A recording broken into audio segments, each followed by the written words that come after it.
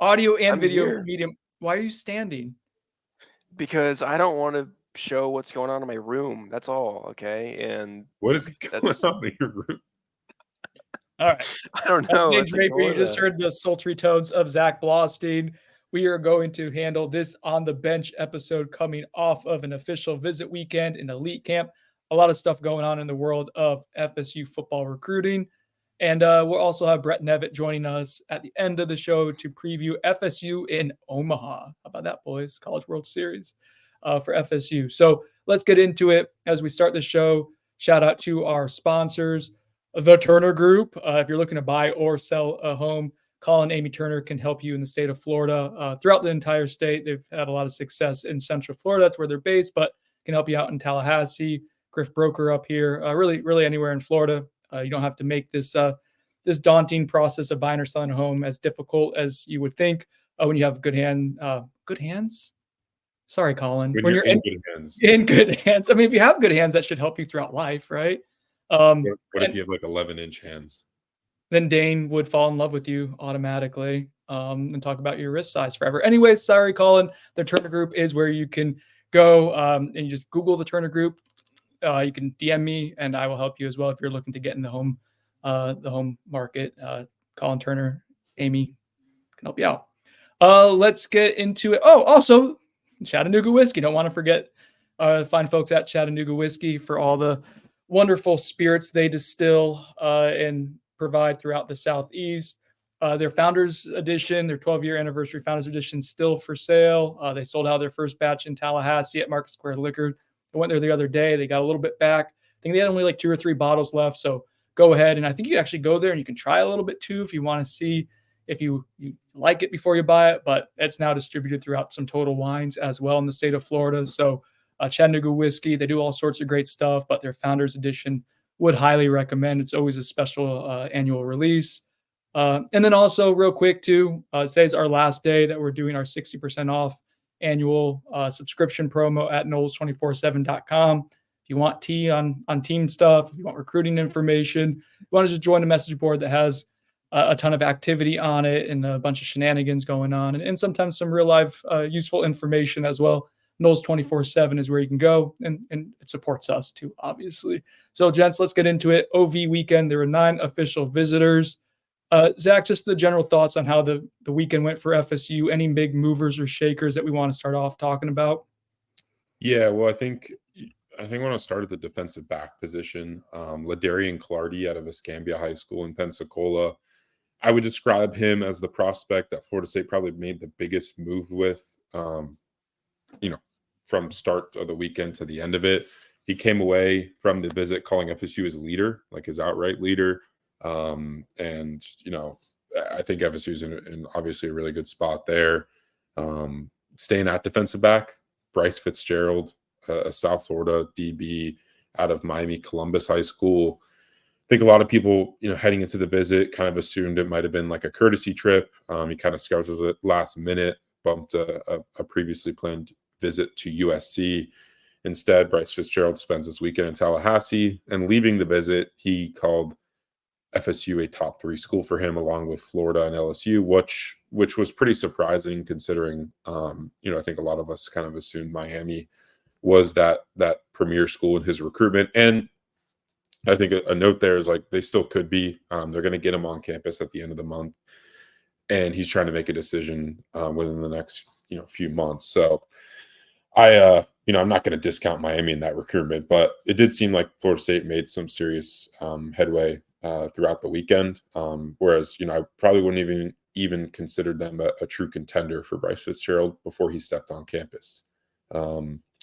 Real quick, we'll get to the other DBs. Interject, if you will, Dane, on Bryce Fitzgerald. I know you're a big fan of his game and his skill set. Just let the people know, I guess, like what the significance of getting into that recruitment would be for FSU from, I guess, like a malleability skill set kind of perspective.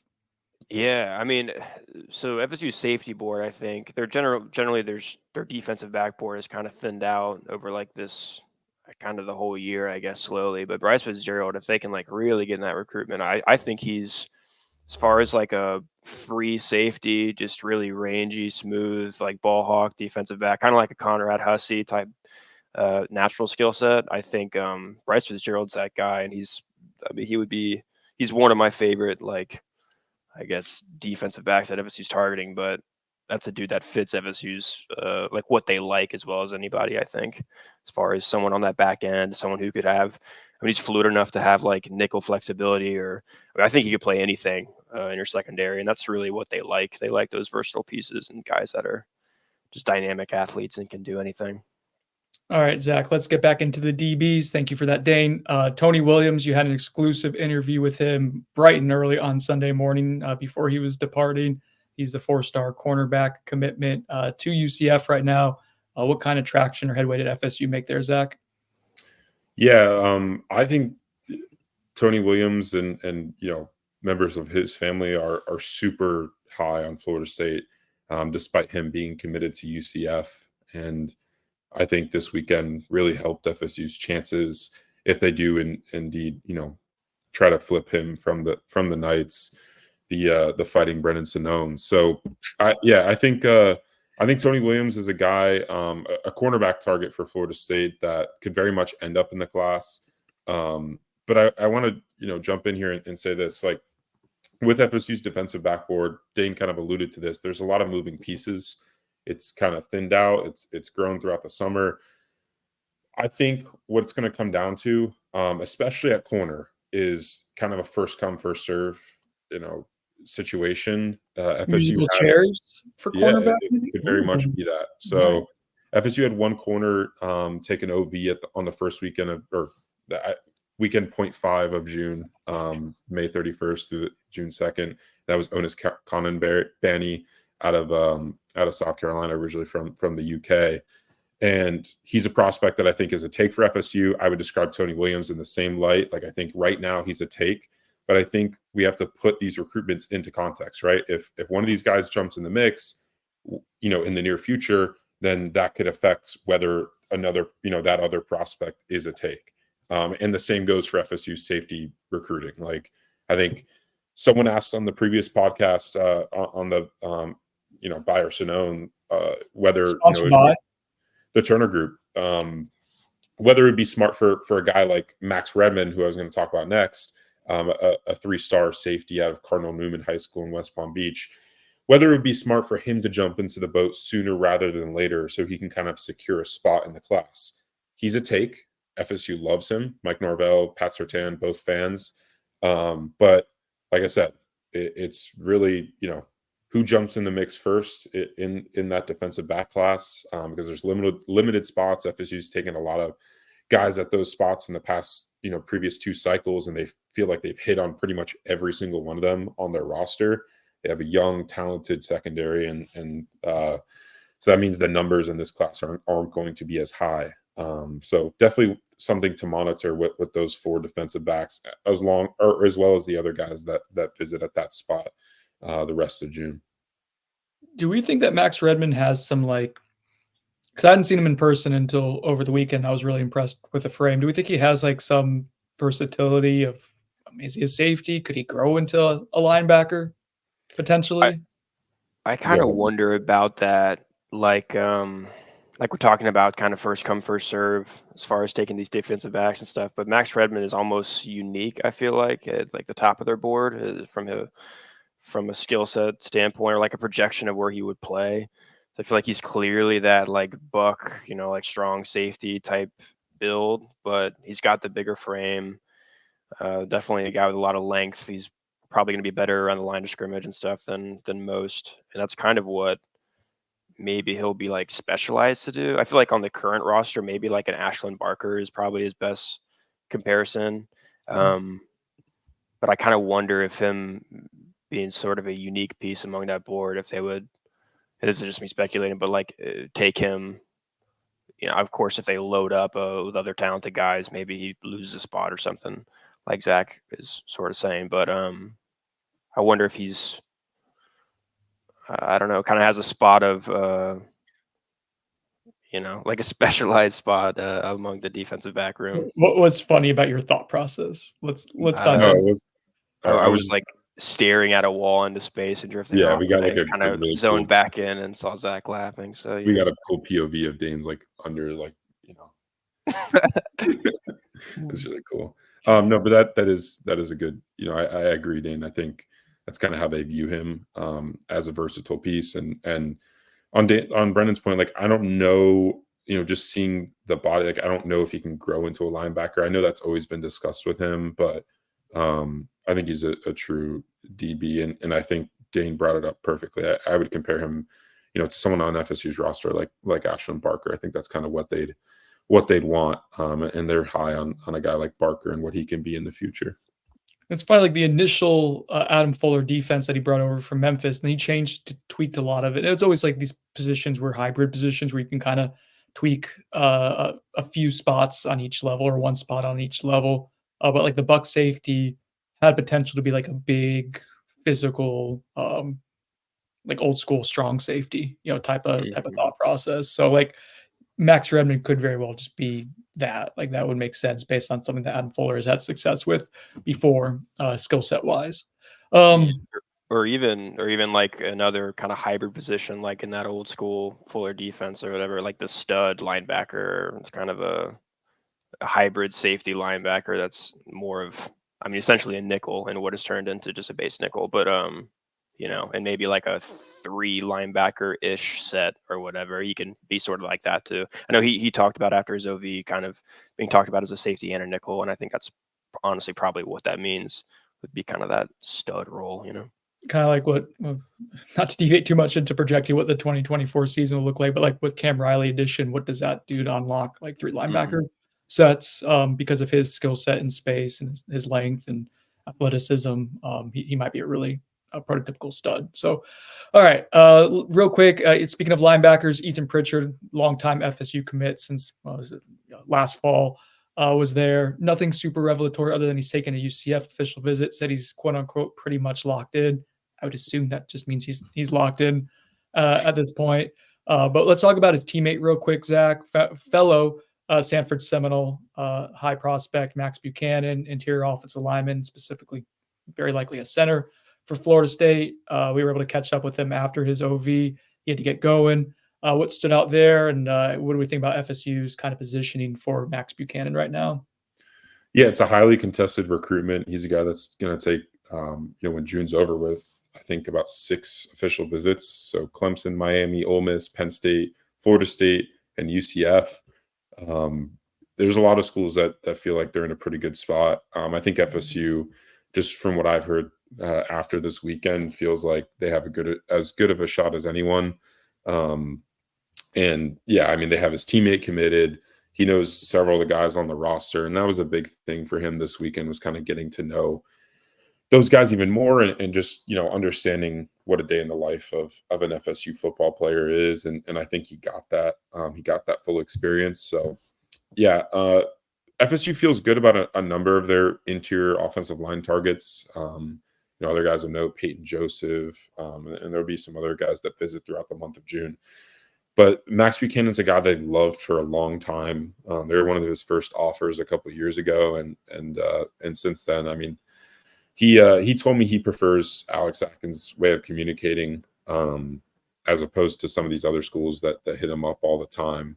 He really hates the recruiting process in that sense. So yeah, I mean, I think when he comes to a decision, I think FSU is going to be a top contender into that point. So we'll see what happens. I haven't heard one way or the other on where his recruitment's going to go, but I know FSU felt the visit went really well with Max Buchanan. All right, let's talk about Dane's boy. One of his infatuations, Osmani Kroma, the 4-star running back from Leesburg, Georgia, in Lee County. It's about 2 hours north of Tallahassee. Dane, go ahead, wax poetic. I guess what was the feedback that we got about his recruitment after the OV? Yeah, I mean, I would think, or it seemed to go well. I think an interesting point. I think Zach can probably talk more about this, but and this is honestly already kind of drifting off, and maybe we should establish some context in this recruitment first. But stuff about Georgia's running back board situation and clarity there with Todd Robinson.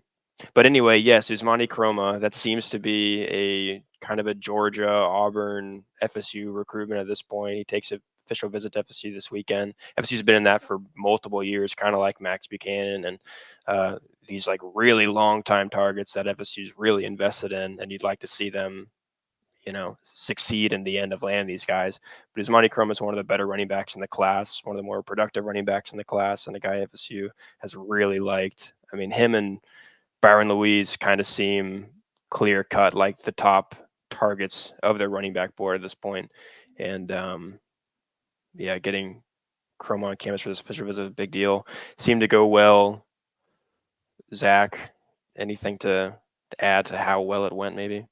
Yeah. I wrote about it on our website. Like, I put like intel on all these guys, but with Usmani, I think the biggest note was what you mentioned, Dane. Like, Auburn was mentioned to Florida State side from his camp as a bigger contender than Georgia, which, I'm not ready to discount Georgia. I confirmed, like Brennan or what Dane said, like Todd Robinson, that he's a 4-star athlete out of Valdosta, was actually scheduled to OV to FSU midweek next week. But he committed to Georgia after visiting there this weekend. He's a DB for Georgia, so that's not going to go against Dane. You're on video. He's not going to go against help FSU's chances of landing Usmani Chroma, because what Dane was referencing was Georgia possibly filling up at the running back position before they get to Usmani Chroma. But I wrote in the note that Georgia's new running back coach that they hired this offseason literally coached at Lee County High School when Usmani's older brother was playing there. And it's still the same head coach, Dean Fabrizio, shout out, at Lee County. And so there's deep ties there. So I would seriously doubt that Georgia's just going to stop recruiting Usmani Chroma. I talked to Ben Woke from our Georgia site, and he said they actually have another running back target that's visiting this weekend, a guy from Tennessee. So we'll see if they make a move there. But I would expect this battle to continue with FSU, Georgia, and then Auburn being that other team who's already actually gotten Chroma on an official visit a few weeks ago during the month of May. So, but everything I heard was it was super positive. I mean, he brought like 10 family members with him. I think he had the biggest party, traveling party of all the official visitors. It was really cool. Dane and I went to the FSU team basketball camp to go see some people there, and Usmani showed up with David Johnson, the running back coach, and a few off-field assistants. And Usmani was there to support his Lee County team, which was playing in the tournament. He was really upset because he thought after the official visit, he'd be allowed to stay in Tallahassee and go compete with his team. By the way, he's like listed 6'1", 215 pounds, but he has a 6'9" wingspan. So he plays the 5 for his basketball team, which is crazy to me. But yeah, so that was cool. We got to see him there, and it just seemed like it went really well. So I wrote, like, I think FSU is going to be, right there with any other school that's, high on his list. I think the only con that I can think of for Florida State is that they don't have one of those later June official visits, like a Georgia, who gets him in that last weekend. So that would be the one negative, I guess you could point out from this weekend, just, the scheduling of his trips. All right, last but not least, he's legitimately the highest ranked prospect who was on campus, so maybe we should have started with him. I don't know. That's Zion Grady, the 4-star defensive end from Enterprise, Alabama. We have a 93 grade at 24/7 Sports, top 100 prospect, a guy who's shown up to Florida State, Zach, quite a bit the last couple of years, so well familiar with Tallahassee, with what Florida State has to offer. I found him to be a difficult read after the official visit interview that he had. You've dealt with him more than I have, so maybe you can enlighten us on what we think FSU is able to accomplish here. I know people are getting like PTSD with an Alabama defensive end recruit. Shout out, Dane, almost a 2-year anniversary of A Falk in the Road. Never forget. Oh man, what a great time that was. We got to celebrate that, I think, on the anniversary. We should just drive back up to Highland Hole, Alabama, and do another podcast. There's another Falk there now that you could go cover. There we go, another Falk yeah. in the road. Zion Grady, Zach. Let's talk a little bit about him before we switch to the elite camp. Yeah, so coming out of this visit, like I think even beforehand, FSU was kind of trending up, and I've been mentioning this for the past few weeks, but like I think FSU thinks they're going to land Zion Grady. I'm, based on past history, I'm not ready to like be super confident in that feeling on my end yet. But they feel really good about their standing with him. Just as good as anyone that visited this weekend. Like I think it's them, Miami, and Ohio State. I was told like Ohio State's one to watch because they get him in that last weekend of June. But FSU feels really, really good about where they stand with Zion Grady. It was described to me as a very informative trip for both sides, but FSU likes to pack their official visits with tons of meetings about every facet of the football program. And Zion Grady in the interview afterwards just kept bringing up how many meetings The there meetings. were. Yeah.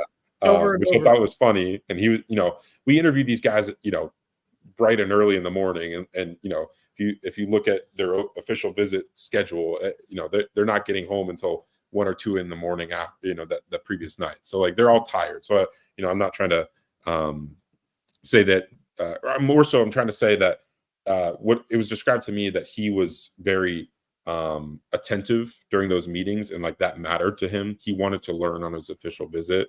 And I think that was an important thing that FSU kind of nailed. He and his camp really liked that aspect of the FSU OB.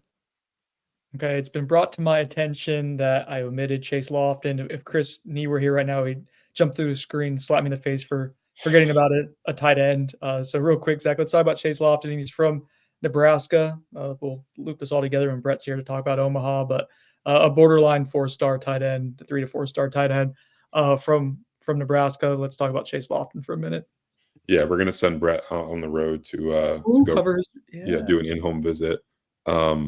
Bring him home, Brett. Chase Lofton is a guy from or a tight end from Nebraska that FSU loves. Like he's one of FSU's top 2 tight end targets at this point after 5-star tight end Elias Williams shut down his recruitment and is solid with Georgia. With Chase Lofton, he you look at the recruitment on paper and you're like, why is FSU involved with this kid from Nebraska? Well, there's ties here. So not only does he like the warm weather in the state of Florida, but his grandparents live in Florida, I was told. And, Chris Thompson's familiar with the family because his older brother actually got offered by the school that he's currently at an FSU mega camp the first year it was held. So there's that tie. And FSU's kind of always known about him and his older brother, and they feel like they have some serious standing in this recruitment. I know it's common to think a guy from Nebraska is probably just going to stay in Nebraska, stay close to home, but we asked Lofton about that afterwards, and he talked about how his older brother's at Kansas State, which is not too far from home, and mentioned how with how busy the college football schedule is, he barely sees his brother even come home. So like, why does it matter a ton for him to be close to home if he's not even going to be home that much, was his point. So he said he doesn't think distance is going to be a big factor, and that was kind of backed up with what I heard on from other sources surrounding that recruitment. So Texas A&M is a big player here. The OC there, Colin Klein, was the main recruiter of his older brother and signed him at Kansas State before Klein was hired by the Aggies this offseason. So that they have that tie to that family. So they'll be a contender, and they get him on campus this next weekend. And then Nebraska's obviously got that home state tie, and he lives about like 30 to 45 minutes away from campus. So yeah, those are the other 2 contenders, but I truly think Florida State does have a real shot here. We did learn this weekend that Dane thought the abbreviation of NE for Nebraska was New England. Hey, you skipped over that when I said that. I said that out loud, realized how dumb it sounded in like a third of a second maybe, and then kept moving, and you didn't say it. I'm glad now, to the world, you point out to me that you noticed how silly that was. That's good. Kind of the a little glimpse of the life I lead in my house every day. My wife's very astute and observant, and I say dumb stuff all the time and get different like idioms and things, definitions of things confused. And I think I got away with it for like a split second, and then I'll just see her kind of like turn slowly. It's like, damn it, she knows I'm stupid once again. Marital bliss. Let's go into all right, real quick, just so people know, because I'm not sure if we'll do a podcast before then. I would like to. I just can't assure. It's a busy week coming up with 7-on-7, Big Man Camp on Wednesday. But FSU has another big official visit weekend on Friday. Starting on Friday. 7 prospects, including 2 5-stars in Kalik Lockett, the 5-star wide receiver from Texas, and Justice Terry, defensive lineman. USC commit, Georgia knocking on the door there. I don't know why I got Southern accent there on the door there. From Manchester, Georgia. A handful of other recruits. Zach, you take care of doing a podcast for later in the week on that, okay? Got you. Okay, got you. Good. I'm glad your internet's doing great there. Fantastic. Okay, let's go to Elite Camp. We previewed it this past week. And thought it'd be a really good group of players, dare I say, elite, based on who we thought was going to come and then work out. And damn it, it was a really good group. Zach, you've been covering these for a few years now, just the collection of players there, the prospects, the upside. I guess what was your overall thought on what you saw on Sunday? Was it indeed elite? It was definitely elite. I wouldn't say every position was elite, but in totality, the camp had a number of elite prospects, and not only were they there, they worked out. So that was a bonus for Florida State as they kind of make those early evals on 2026, 2027, and even some 2028 prospects, because that's becoming increasingly important with the recruiting calendar speeding up. Who knows? I mean, think about this scenario. It was described to me by someone I talked to over the weekend. What if these 2026 prospects are having to make, or some of them are going to possibly be signing at this time next year if they move up the signing day up until the summer. Yeah. Which would be crazy. crazy. They should do, by the way. I don't know about super like June early, but I think summerish is like ideal. August 1st or something. Yeah, right before the season start would be great. I think it'd be good for us for like fan engagement perspective. I think it'd be good for high school prospects. It'd be good for coaches. I think there's it makes a lot of sense. Then you have there's negatives to it. You have the December and January like portal window, and then you have February signing day for the guys who didn't sign. There's negatives to it though. We can get into that. It's a big discussion, but I think one of the main ones is the senior high school football season, right? A lot of guys, they're locked in with the school, are probably just going to opt out of their senior year, to kind of preserve themselves. But we've seen that senior year be kind of one of the most important metrics for kind of projecting how, a guy's going to develop. And it is an important, developing phase of a high school football prospect's career. So yeah, that's just one of the risers too. Yeah, exactly. Some of those guys might not have as many opportunities now. Anyway, Zachary, you were projecting a potential scenario with the timeline. Yeah, I think if 2026 prospects are making decisions next summer, right? I mean, these evaluations are vitally important. I mean, these guys could be making decisions in less than a year or in about a year. So that's why I think FSU's kind of prioritized getting a lot of their top 2026 prospects on campus for this camp. Kind of saw it last year, but they really went full tilt with this philosophy this cycle because summer official visits have just become so prevalent, and 2025 prospects, if they're good, if they're being prioritized by top tier programs, are not going to come to a camp on a weekend typically. Mm-hmm. But on that note, FSU did have some 2025 prospects there. And Brendan, I want you to start with the biggest prospect that was in attendance, literally. But he's not a 2025 guy. Okay, but he's 2024. I don't know. What is he? Tell us. All right, hang on. Let me get the measurements and stuff up here to make sure I'm doing this justice. So it's Jazari Jackson. I think he measured in at like 6'9", 6'9 3/4", so 6'10" ish. His basketball profile had him at 6'11". Dane pointed out that basketball profiles are legitimately notorious for just giving someone an extra inch or so. Kid show, but Jazari Jackson was, if you know the name, it's because he was teammates with LeBron James' son, in the OTE basketball circuit, which is basically like Overtime Elite is basically like a semi-pro, but like a well-paid semi-pro league for players who are like of high school age and even up until 20 years old. Jackson is 20 years old, so his time at OT is over. It's done, and now looking to see what the next step of his career is. And he's someone who played football in, I think, up through middle school. They told him basically he was too big, needed to focus on basketball. Did it, was fruitful for him, but now wants to see if he can maybe make it as an offensive tackle prospect. When he walked in to the IPF and we saw him, and there was a lot of like solid offensive linemen, guys who got offered, younger 2026 prospects, Sean Perot 2025 as well, guys between 6'4" and 6'6", and Jazari Jackson just absolutely towered over all of them. And just like the frame was crazy too. Like he's not just tall, like he's tall and filled out. He's like about 330, 340 pounds. Looks good. I thought it was really cool, guys, that as he worked out, and obviously super raw. He's someone who hasn't played basketball football in 5 or 6 years.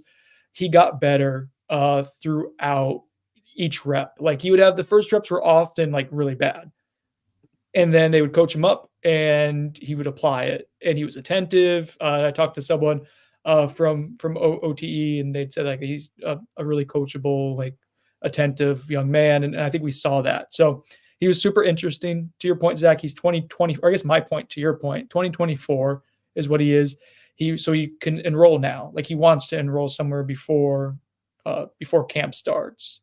Whether he can get in for summer B at Florida State, I'm not sure. People are asking, it would be an offer for a walk-on? Would it be scholarship? Does it really matter anymore at this point? I would contend. I think it's more of whether you can find room within your budget to bring someone on, and room within like the actual room. Do you want to take on another body? Can you make it work with credits and him getting in time? I'm not sure. He mentioned Georgia. He mentioned Arkansas. Other places he's established a relationship with. I'm all for it. Like if you can find a place for him, like that's someone you it's probably not a high probability of them hitting, but 6'10", 340 pounds and being able to move well, like yeah, that would work. So he was fun. I think he was kind of the oddity of the day. Like he's the one who just kind of stood out when you saw him right away. He was the story of the day. He was super interesting. Agreed. I actually found out a cool anecdote about him. He played, I think, basketball in like 5th grade with Hakeem Williams in South Florida. Really? That's cool. Yeah. And he has some kind of tie-in with Pat Surtain. Yeah. So Pat wanted, when Pat was coaching at American Heritage, he wanted him to come play football for him. Yeah. And I think he has like a tie-in with one of his family members because of that. So I think that's why he made it to camp. I think he would end up playing with Bronny instead, because I think they would have known, the James family would have known of him right from their time in South Florida. So that's kind of what happened. He chose to do basketball. Usually not a bad strategy when you're 6'10", right? So yeah, that was an interesting one. We'll see how that plays out in the next couple of weeks here, but roll the dice for sure. I think the next most important guy to note, maybe the most important 2025 prospect that was up in attendance for the camp, and that's Shamar Arno. I believe that's the way you say it. He's a 3-star, 4-star composite defensive back out of the state of Georgia, I believe. He was an instant eye catcher for me. I was watching mainly the receivers, quarterbacks, and DBs, and I went over to the DB positional drills, and you can find it on my Twitter. But I mean, he's a legitimate 6'2.5", long arm, fluid mover, twitchy, like everything you'd want in an FSU defensive back prospect that we've kind of seen over the past few cycles with Pat Surtain at the helm. That's it. Like Shamar Arno is that. And that my impression was backed up by kind of FSU's attention to him during and after the camp. There was an effort made to set up an official visit with him. I think that's still up in the air. He told us that he had set a midweek visit next week to FSU, but I think FSU would kind of prefer that to be on that final weekend. So we'll see what happens, but definitely a prospect to watch moving forward. He was awesome. He might have been my top performer overall at the camp. I think he's a guy that the FSU staff agreed upon, like, that's a guy we need to move on. And I would expect him to be a corner target for them. The other 2025 player of note, I guess there are two others. One came away with an offer, one did not. Real quick, Dane, the one who did not was 3-star defensive end Jaquavius Dodd from South Carolina. You were paying a lot of attention to the defensive ends. I do want to stop and talk about the defensive ends at some point just because of the collection of that talent. But just real quick, Dane, what did you think of Dodd? Like, if you were Florida State, would you have extended the offer there? I think so. I think he just has a lot of great tools.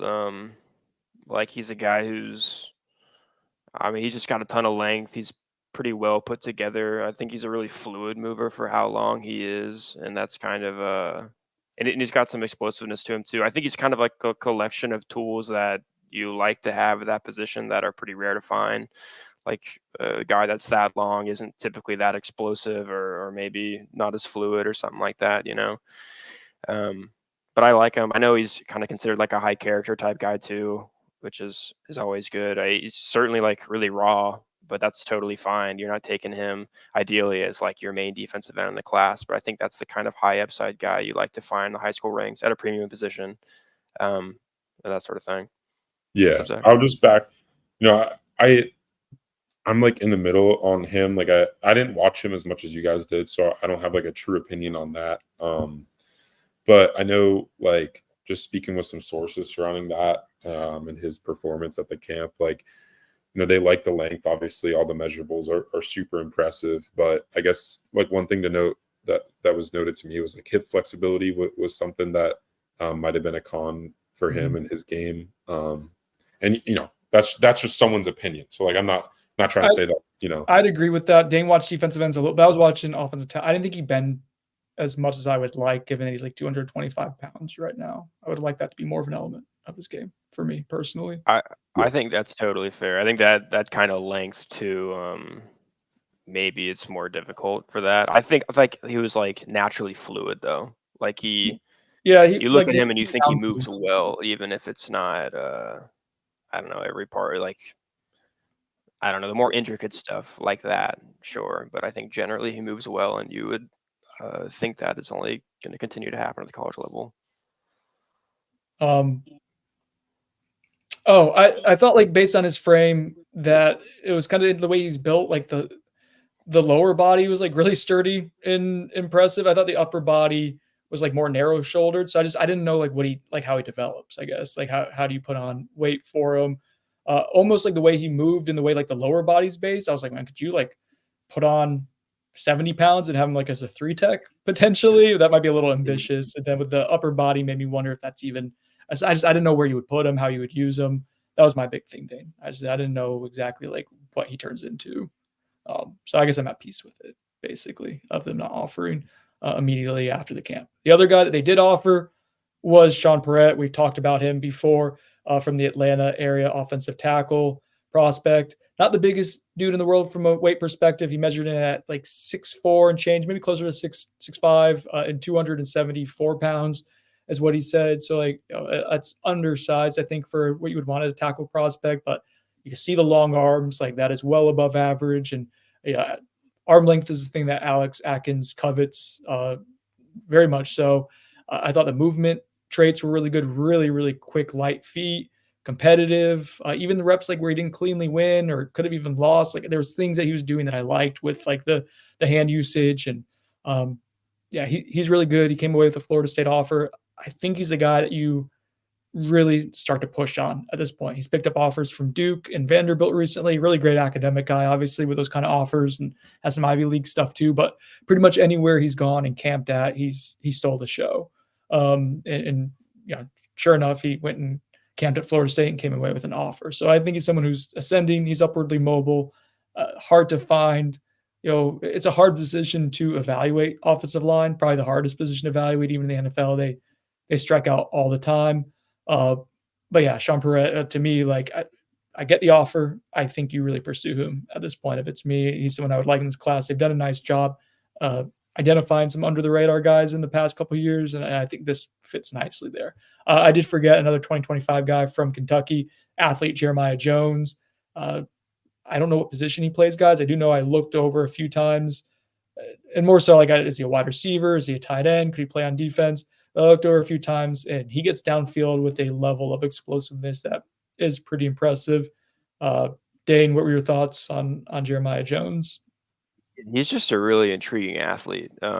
Like you said, he gets down the field quick. FSU likes him at tight end. That's where they view him. But like Nebraska and Louisville are the other two programs most closely involved there. They both like him a lot. He just took a official visit to Louisville last weekend, the weekend before this past one, and they like him as a wide receiver. Nebraska sees him as more of a general athlete, but I think they like him on the defensive side of the ball, like maybe a safety. That's what his profile calls him. But he's like a verified.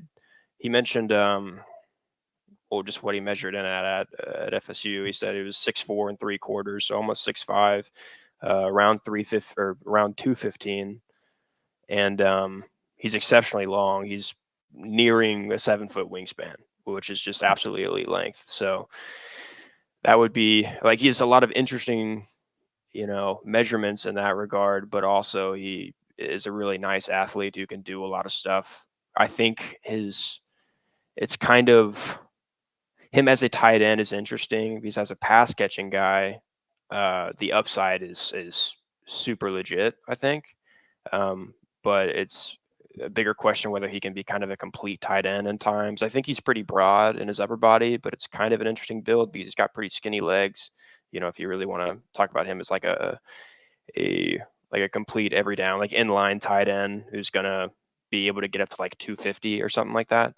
I don't know if he's that, but he's a really intriguing option. And he didn't get an offer at the end of the camp, but he was a top performer on the day. And I think they're going to continue to kind of evaluate him and consider whether they want to kind of take him as that high upside receiving tight end of the class.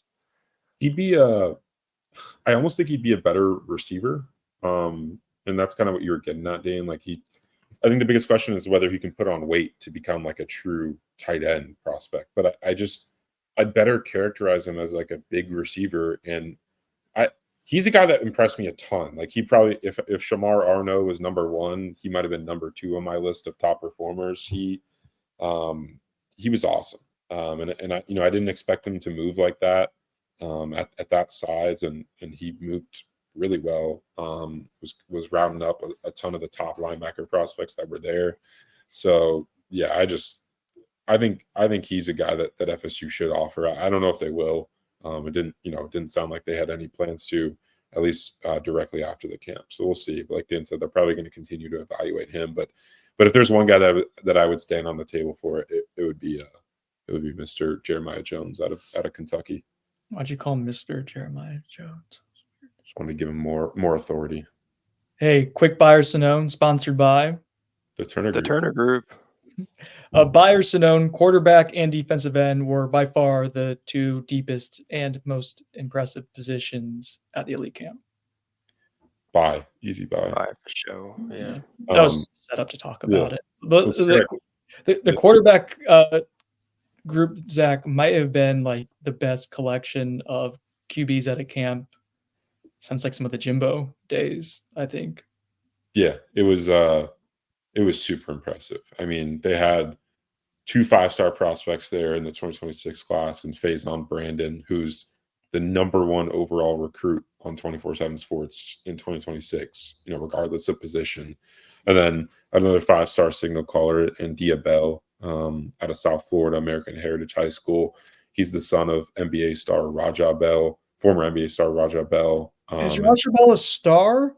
He was the only guy that could guard Kobe. That's what he's known for, I think, right? He was a great defender, and I think like an original like 3-and-D type of guy. I just didn't know if I would say star. But sorry, continue. I'm looking it up. I think anyone that makes it in the NBA is a star. Anyway, he was he was there. He had a good performance. I thought the best performance on the day was actually not even those guys. It was a 4-star quarterback, Jaden O'Neal. He was awesome. He had Chris and I were watching him throw in one-on-ones, and he's out of Narbonne, California, 6'3", 200 pounds. He's ranked as the number 6 quarterback in the class, so it's not like he's lowly ranked. He's just lower ranked than the 2 guys I mentioned before him. But I thought he had the best day. Just an awesome arm, awesome delivery, and super impressive. With Faison Brandon, he's got all the tools. Like, it's super clear to see. His deep ball was better than anyone else at the camp, and it's not all put together yet. Like, he's raw still, but I think if you're basing it off measurables and how it looks right now, and how it could be in the future, I can see why he's ranked as high as he is. And then with Diabell, more of a polished passer, maybe doesn't have the tools that a guy like Faison Brandon has, but he's an athletic player who had good ball delivery, on Sunday, and I thought what was another top performer of that loaded group. Another guy to note real quick, Jaron Hewley. I actually went to go see him in the spring. He's the nephew of Penn State running back coach Juwan Sider. FSU has been in on that recruitment since he was pretty young, and now he's going to try his he's going to make an attempt to play quarterback for Cardinal Newman High School down in South Florida, and he'll be the starter for them this year.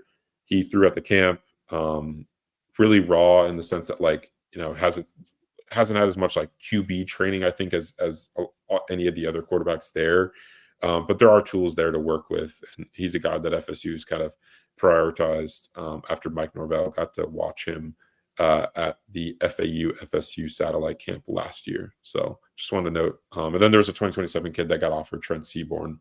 He was the top young arm at the camp as well. Raja Bell was a NBA All Defensive First Team player 1 year, and then a Second Team player another year. He averaged 9 points per game and 2 rebounds for his career. I don't think we can call him a star. Standout defender, elite defensive player. He was a star defensive player. I don't know. What? Look up his PFF grade, Brendan. He was the only one that could stop Kobe. Dane, the defensive end group you were able to pay close attention to. Man, there was a smattering of different body types and different age groups of upperclassmen, underclassmen, all really impressive, huh? Oh yeah. I instead of counting how many exactly there was and having dead space, there was literally top to bottom, the entire group I thought was really good. There wasn't a ton of guys. It was 8 or something around that, but literally all of them I was impressed by. I mean, Jaquavius Dodd was the only 2025 guy. It was mostly talented, already blue chip guys in the 2026 class. And then there was 2 really impressive 2027s, I thought. They're all really noteworthy. The 2026 guys, Trenton Henderson, he's 29 overall and currently ranked. It was the first time being ranked a month ago that was, and now he's, if he were to stay in his spot, he'd be a 5-star prospect, one of the top edge guys in the class, and he's from Pensacola. FSU's, he said top 3 or top 5 or something when I talked to him afterward, but that's, if there were a leader right now for him, I think FSU would kind of have to be the school you guess there. Cam Brooks is another one. He's claimed FSU as the leader for him. Guy up the road, and what is it, Thomasville, right? Yeah. He's another highly ranked guy. Him and Trenton Henderson both were somewhat limited on the day. They didn't do one-on-ones, but they look solid in the positional drills. You can see the body types, kind of the powerful builds there, and where they can be by the time they even get to campus, and kind of understand why they are so highly ranked. 2 other 2026 guys that I thought were most impressive: Ashari Charles from Miami Central, I believe, and Jay Cruel from Orlando. Jay Cruel earned an offer as well. That's notable. But Ashari Charles and Jay Cruel, I thought they were the best of that edge group. Charles surprised me. He's listed at like 6'2 and a half, 190 on his profile. That's quite outdated at this point. He's built really like densely, I would say. He's got a lot of muscle on him already, but he's probably, well, I asked him, he's measured around 6'3", 225. Another guy with really long arms too, and just watched him, that, you know, might be the biggest concern you naturally would have, would be the kind of length he has, because he's not very tall. But a 6'8" wingspan is what he measured in at. That's pretty good. And he's a guy, just a really nice athlete. Chris talked to me afterward about him, saying like he used to be a running back. And you could, like, that checks out. It looks like he could be playing running back right now with how explosive and bendy he is. I mean, he's just clearly a very high level athlete, and a guy that I'm really going to be looking forward to seeing kind of flourish into what I think could be a top prospect in that class, top edge rusher in the state of Florida for sure. And then Jay Cruel is really interesting. He's just a total technician who's explosive off the ball. Awesome first step. He kind of blows by the, like a, you know, tackle, I guess, but we're losing Dane. I think we're losing. He's just so good with his hands, though, and he's really interesting to watch. Clearly, like a student of the game. Can you actually not hear me, or am I? No. I think just more mentally we were losing you, and there was. Oh, probably, but that's okay. Yeah. But yeah, so Jay Cruel and Ashari Charles were my kind of top performers of a really stacked group. Ashari Charles is out of Venice, by the way, not Miami. Oh, Mr. Awesome. Corrector, yeah. You didn't want to hear the Raja Bell correction, but he's from Venice, Florida, actually, not Miami Central. It's really important to know where there's 2027 prospects from. Speaking of all this, like, we've talked about arm length and frames and stuff this entire time. I think as we get out of here, it's a really important development. Dane has a subpar wingspan for his height. Yeah, you don't know what you did to me. Let's talk about it. We need to like get it out so then it could heal. Maybe, yeah. I need to begin processing that before I like hit somebody in a year from now. Yeah. So at the 7-on camp, did happen to get my wingspan measured. I'm about 6'1", 6'1". Just letting you guys know, you know, kind of not short, so don't worry about it. But measured my wingspan. They slowly rolled out the number, you know, began like, he's 5, and I instantly shut down. I haven't been the same person since, but my wingspan is 5'11 and a half. And yeah, I think it's good that I'm saying this out loud. I think it'll help me heal. But I've been crushed and destroyed, and I've been sleeping a lot. Look at one of the coaches, and I said, "Oh yeah, Dane's like 6'1" almost," and he just went. He winced a little bit. So yeah. Well, he's used to. He's been helping recruit defensive backs to Florida State, so he's the most skewed wingspan ratio, height ratio of anyone. Anyway, let's get out of here. I'm so heated.